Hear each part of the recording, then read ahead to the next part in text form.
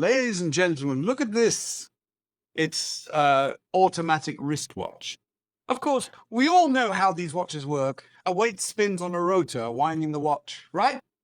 And the first automatic watch was invented by Rolex, right? Wrong and wrong again. The first automatic wristwatch was patented by John Harwood in 1923. It was called the Harwood Perpetual. Nobody knows where Rolex got the idea of naming their later automatic watch Perpetual.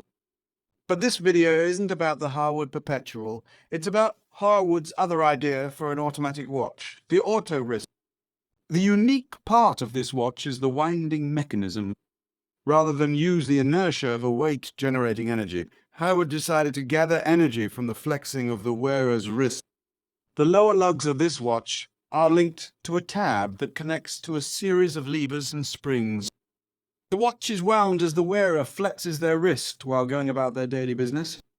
There's no manual wind option other than taking the watch off and gently flexing the watch lug. And here's the mechanism in action.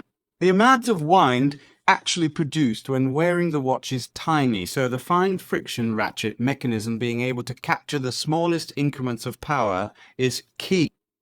While the Harwood Perpetual automatic design went on to some success and was used by a number of watchmakers, including Omega, the Autorist did not prove a success. That lack of success has made the Autorist a rare and interesting part of horological history. They say there is a fine line between genius and madness, and while the design of the Harwood Perpetual was firmly on the genius side of that line, we shall leave it to you to decide where the Autorist sits.